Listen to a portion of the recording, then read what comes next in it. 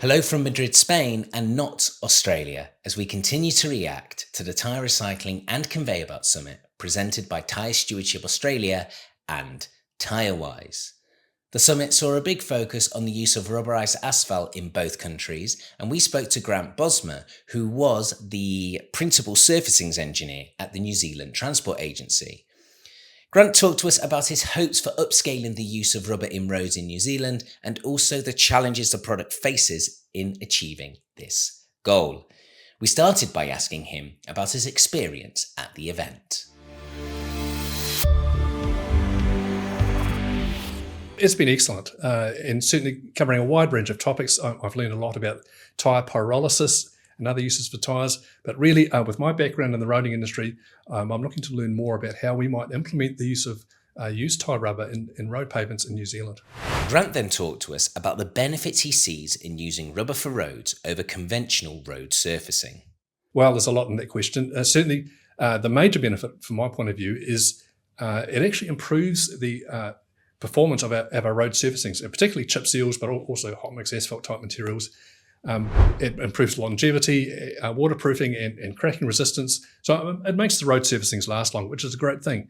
And coupled with that, we're using a recycled material. We're reducing our waste tyre stockpiles. We're using a resource that's not being used at the moment. So we have the double benefit of using up a raw material that's underutilised at the moment and improving our road pavements at the same time.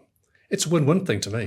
Following this, we asked Grant about the status of crumb rubber trials in New Zealand. We've done very little so far, I have to say. There's been work done in laboratories, certainly a lot of studies done on it. We know a lot about the topic, but because it's so early in the piece, we don't have the production infrastructure to do any scale trials at the moment. And it is our hope, or certainly my hope anyway, that our state roading authority might catch hold of this and perhaps help underwrite some trials that we could have a bit of a go. Certainly, it's proven technologies in other economies in Australia and South Africa and in California, to name a few. I think it's something that we could do in New Zealand and we should do in New Zealand. Grant continued by analysing the key challenges New Zealand faces in scaling up the use of rubber modified bitumen and asphalt.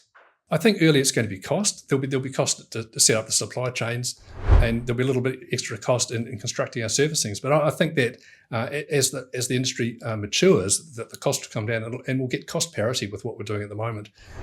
Really, it's chicken and egg, and we need somebody to say go and start work on it in construction trials and show that in fact it does make better road surfacings. We then asked Grant for his thoughts on the public policies that can help the uptake of rubberised asphalt. I think ultimately we would need to have the support of our state roading authority, the New Zealand Transport Agency, because they fund the greater part of our road surfacings in New Zealand, either directly or indirectly. They would need to buy into that and be willing to support that and to set policies that enable these materials to be used. And for me, again, speaking personally, I hope that happens. Thank you for joining us for episode 6 of our Video Insights from the Round Trip, Tyre Recycling and Conveyor Belt Summit. Episode 7 will be out soon as we talk to Bradley Camgos Posselt from Porous Lane.